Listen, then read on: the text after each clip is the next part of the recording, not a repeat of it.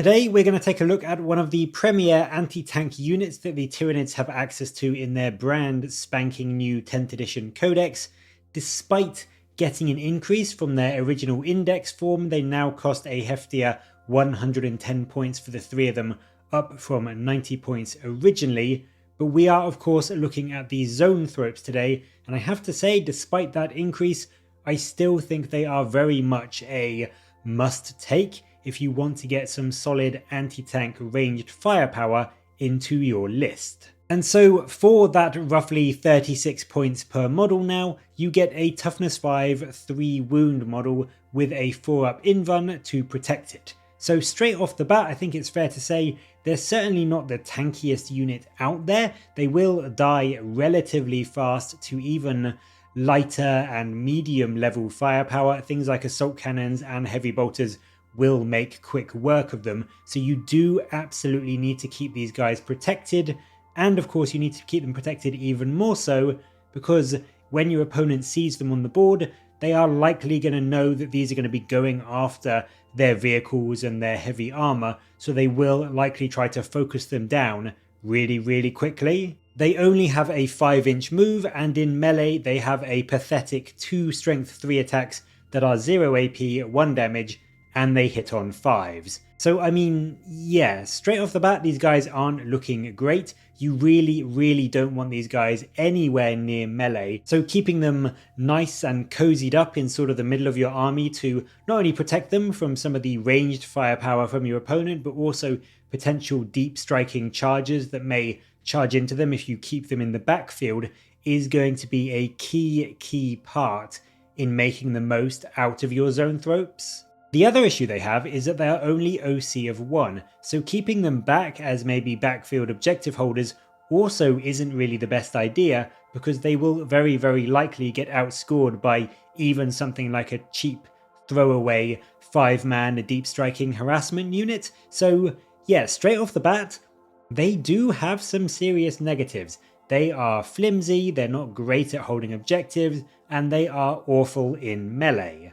But the reason you bring these guys is for their ranged damage output and also their reasonably decent buffing potential. They do have Shadow in the Warp and they are Synapse, so of course you can keep them near to your smaller units to give them a bit more staying power thanks to that 3d6 Battle Shock roll, and then they can also put out a somewhat nasty morale focused aura in their Spirit Leech, which means that when they have a Neurothrope in the unit, which is sort of like the unit champion, when an enemy unit is within 6 inches of them, when that enemy unit fails a Battle Shock test, they take D3 mortal wounds, and a Zoanthrope in your unit can heal D3 wounds. So I mean, this isn't anything super amazing, but it does mean that they can add some chip damage to enemy forces as sort of they go up the board and get near to combats that are ongoing with the rest of your units, or if they do end up getting charged and tied up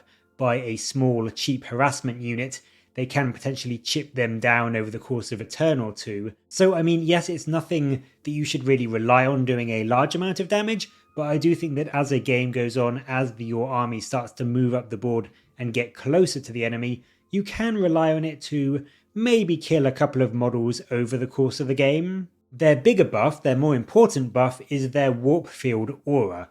And what this does is it grants all Tyranid units within 6 inches a 6-up invulnerable save. Now yes, admittedly this isn't a huge save, but for a lot of your smaller gribblies like all of your gaunts and even some bigger things like warriors, this can actually have an impact because it will give them some save. A lot of the Tyranid stuff doesn't have the best armor save. You know, you've got a 6-up armor on a lot of your gaunts, and even warriors only have a 4-up. So this will actually come into effect quite often, and it means that although it's not the most reliable save, things like your gaunts will at least now get to roll against things like bolt rifles, and even against heavier weaponry like las cannons or melter or whatever, your warriors will now get at least some chance to save it. So yes, it's not super reliable, but at least it is there, and for an army like Tyranids, it is going to have an impact. If you were playing, say, Marines, then yes, this would be a almost completely wasted aura,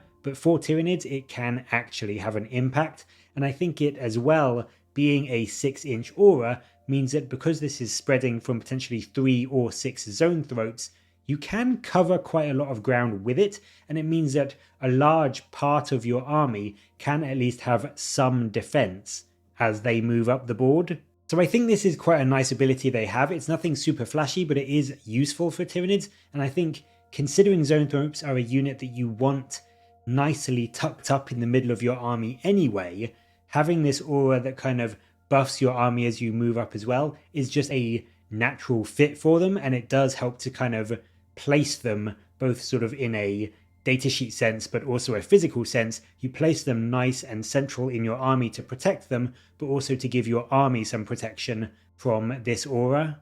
On the output front, their ranged attack is their Warp Blast. This is a psychic attack and can either be shot as a 24-inch blast with D3 shots at strength 7, -2 AP and D3 damage. So this is fairly solid for killing Marines and other 2 wound, 3 up save bodies. Against something like a 10-man Marine squad, this will net 3 Zoanthropes, an average of around 12 shots, which is fairly good. It means you can expect to kill around 4 or so Marines, and against bigger squads of things like Orc Boys, for example, this does of course get exponentially better, netting you a huge amount of shots into them that will be hitting on 3s and wounding on 3s, and pretty much just killing them with no save. So it's not a bad attack, and it does give the Zoanthropes the ability to not just go after vehicles, but also shoot at enemy squads and enemy hordes, and actually be quite effective at doing so. The focused Witchfire profile instead swaps to just 1 attack each, so 3 shots from a minimum squad,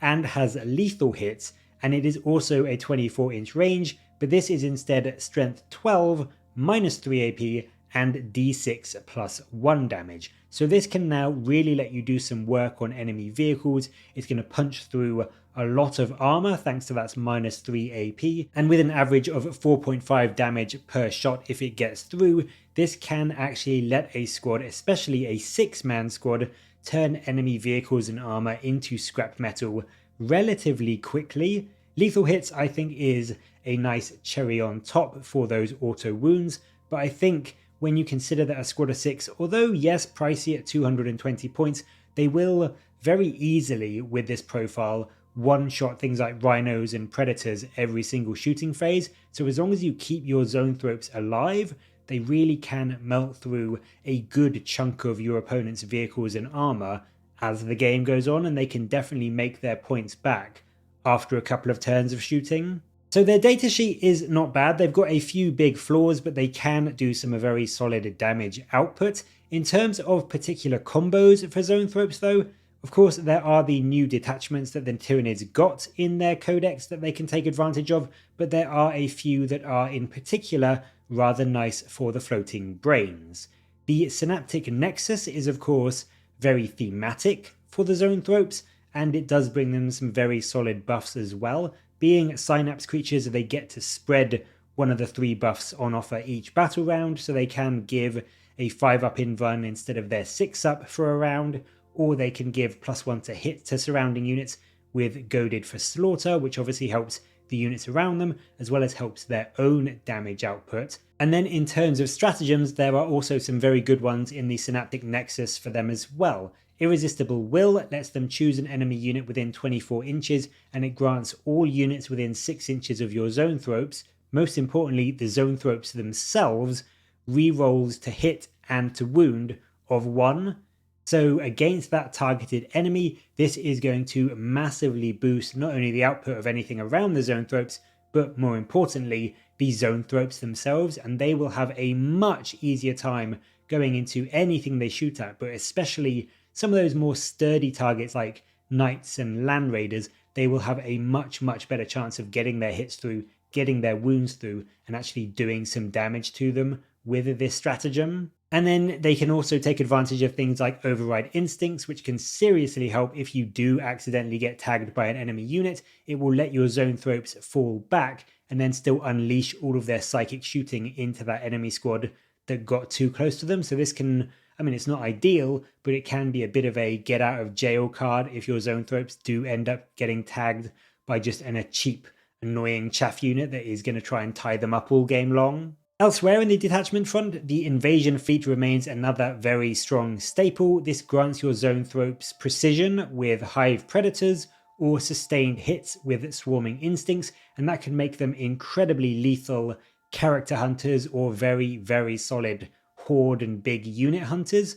Hyper-aggression is of course wasted on them because their focused Witchfire profile already has lethal hits, but the other two do add some really solid boosts to their damage output and their capability. And then on top of that, there are also some very nice stratagems for the Zoanthropes in this detachment too. They can get some very much needed durability from rapid regeneration, which gives them a very welcome 5-up feel no pain after they've been targeted by enemy attacks. And then Predatory Imperative potentially gives them access to both sustained hits and precision if you line it up right, which means you could really go to town on enemy characters and just utterly wipe them off the board in one massive salvo of damage. The other detachments aren't that amazing for Zoanthropes. Things like the Crusher Stampede and the Unending Storm aren't really going to bring anything for them. Some, like the Vanguard detachment, are just great in their own right, and they're not bad for Zoanthropes. They don't kind of not benefit them at all. The Zoanthropes do get some kind of benefit in getting that fallback and charge, but why would you want to charge? Like, it doesn't bring a benefit to the Zoanthropes.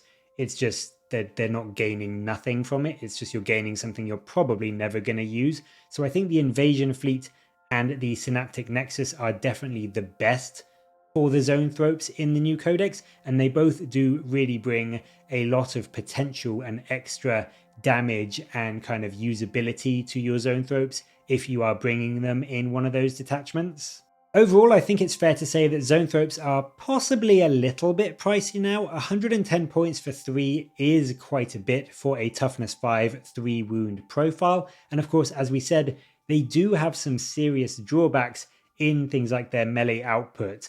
But for a sheer central anchor point for your army, giving out that 6-up invulnerable aura and being able to access some genuinely solid anti-infantry and anti-vehicle firepower from their Warp Blast, I still think they are very much a worthwhile pick for a Tyranid list. And I think, as I said, especially in an invasion fleet or a Synaptic Nexus detachment, their worth really does jump up massively, bringing you just even more buffing potential in the Nexus and just some more pure damage output in the invasion fleet. So for me, they are not perfect by any means. They are definitely fragile, but I do think that bringing at least one unit, probably one unit of 6, is going to really pay off, and it will just let you demolish enemy vehicles and tanks over the course of the game, as well as put in some really solid work into enemy squads and enemy hordes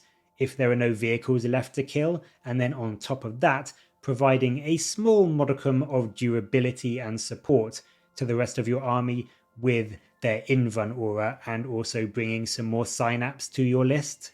But as always, I'd really love to know what you think of Zoanthropes.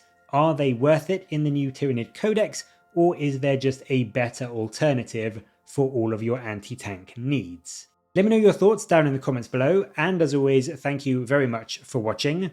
Please do like and subscribe for more Warhammer content from me, but until next time, I'll catch you later, guys.